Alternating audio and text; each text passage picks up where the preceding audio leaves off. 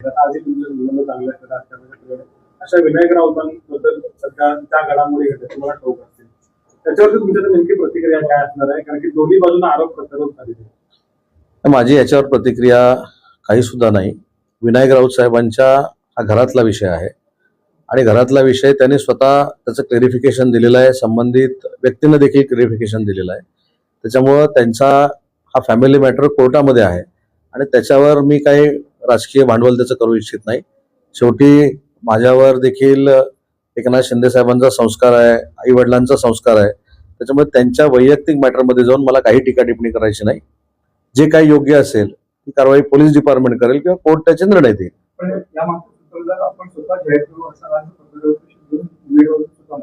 मी एका वाक्यात सांगितलं की त्यांना जे काय बोलायचं ते बोलतील, लक्षात आलं ना. आणि ते बोलल्यानंतर समोर येईल की नक्की काय आहे काय नाही आहे, त्याच्यानंतर बोलू. लाडकी बहीण योजनेचा विषय आहे. लाडकी बहीण योजनेचे अर्थशास्त्रानुसार जवळपास 92 नावं जी आहेत ती वगळलेली आहेत समोर येते. नाही, आपण वगळलेल्या नावाची किंवा संख्येची चर्चा करतो, पण आपण किती कोटी महिला भगिनींना देतो याच्यावर चर्चा कधीच करत नाही. हे कदाचित आमचं दुर्भाग्य असेल.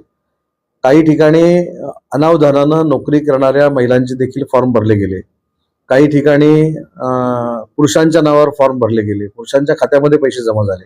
अशा पद्धतीचे आक्षेप असलेले जे फॉर्म आहेत ते वगळण्याचा निर्णय घेतलेला आहे. त्याच्यामध्ये कुठेही पात्र महिला जी आहे, आमची महिला भगिनी जी आहे, तिला वगळण्याचा निर्णय याच्यामध्ये घेतलेला नाही.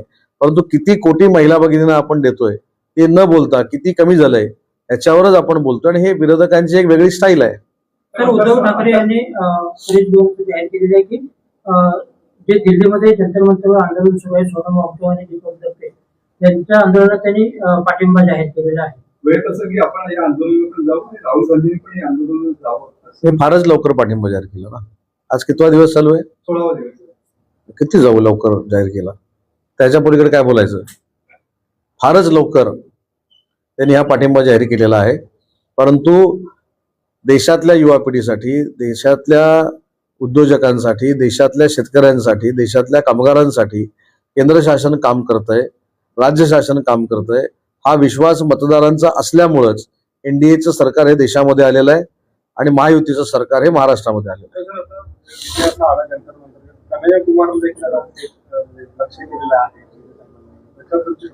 नाही, कन्हैया कुमार हा अजून कुमारच आहे, तो अनमॅच्युअर्ड आहे, अपरिपक्व आहे. भाषण करता येतं म्हणून कोणावर टीका करायचा हा त्यांना जो काही धंदा सुरू केलेला हा योग्य नाही. स्वतःच्या वयाचं भान ठेवलं पाहिजे. तुमच्याकडे वक्तृत्व आहे, तुम्ही कोणावरही टीका करता, लाईमलाईट मध्ये येण्यासाठी वाटेल त्या थराला जाऊन बोलता. ही काही देशाच्या राजकारणाची आणि महाराष्ट्राच्या राजकारणाची परंपरा नाही किंवा संस्कृती नाही. आमचा शिवसेनेचा एकनाथ शिंदे साहेबांच्या नेतृत्वाखाली काम करणारा गटप्रमुख त्याला भास आहे. त्यानं पहिलं ग्रामपंचायतीला निवडून यावं, त्याला अजून काहीतरी करावं. आणि शिंदे साहेबांवर टीका केल्यानंतर आपल्याला मायलेज मिळेल, ब्रेकिंग न्यूज होईल, यासाठीच तो करतोय. म्हणून त्याचं नाव कन्हैया कुमार जरी असलं तरी तो कुमार कन्हैयाच आहे, अजून अपरिपक्व आहे, अनमॅच्युअर्ड आहे. राम मंदिर न्यासाला आणि केंद्र सरकारकडून नोटीस पाठवलेली आहे. बंद रिपब्लिक जो काही त्यांचं म्हणणं असतं ते पाठवावं असं आदेश दिलेले. त्याच्यामध्ये काय, सुप्रीम कोर्टामध्ये जर पिटिशन दाखल असेल आणि सुप्रीम कोर्टानं जर त्याचा खुलासा मागवला असेल तर त्याच्यामध्ये वावगं काय. शेवटी ती न्यायालयाची एक सिस्टीम आहे, न्यायालयाची एक भूमिका आहे, त्याच्यावर मी बोलणं योग्य नाही.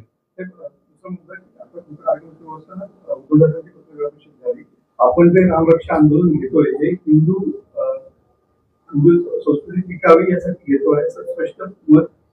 जसं 16 दिवसांनी दिल्लीला त्यांनी पाठिंबा दिला, तसंच अनेक वर्षानंतर सुचलेलं हे शहाणपण आहे. ज्यावेळी आमच्या खासदार नवनीत राणा आणि राणा हे दाम्पत्य हनुमान चालिसा वाचायला बसलं त्यावेळी त्यांना हे जेलमध्ये टाकणार आहे. राम मंदिर बांधू नये म्हणून सांगणाऱ्या काँग्रेसच्या मांडीवर बसलेली सगळी लोक, त्यांनी आता हिंदुत्व काय शिकवावं. आता जसं तुम्ही सांगितलं की आता ते काहीतरी दीपक कोण त्याला भेटायला ते जाणार आहेत, तसंच आहे, उशिरा सगळं.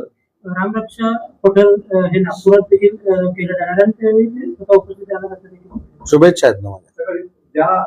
ज्या मंदिरावरती अध्यक्ष सुद्धा फडणवीस साहेब आहेत किंवा सदस्य आहेत त्याच ठिकाणी ते पठण करणार. ह्याच्यामध्ये मला असं वाटतं की म्हणजे मी अनेक वेळा असं सांगतो, हा शालेय शिक्षणामधला खेळ झालेला आहे. की तुम्ही काहीतरी केल्यावर मी तुझ्या घरासमोर येणार, तुम्ही काहीतरी केल्यावर तुझ्या शाळेत येणार, तुम्ही काय केलं तुझा डबा चोरणार, याला काही अर्थ नाही. उशिरा सुचलेलं हे शहाणपण आहे. जसं तुम्ही सांगितलं की दिल्लीच्या आंदोलनाला आता 16 दिवसानंतर त्यांनी पाठिंबा दिला, तसंच हिंदुत्व वर्षानुवर्ष काँग्रेस बरोबर राहिल्यानंतर त्यांना सुचतंय. हे आमचं सगळ्यांचं भाग्य आहे. ऑपरेशन टायगर असंच सुरू राहणार का? ठाकरे गटाचे अजून किती आमदार आपल्याकडे येतील? ऑपरेशन टायगर म्हणण्यापेक्षा शिवसेनेतले एकनाथ शिंदे साहेबांच्या नेतृत्वाखालचे प्रवेश हे सातत्यानं सुरू राहणार.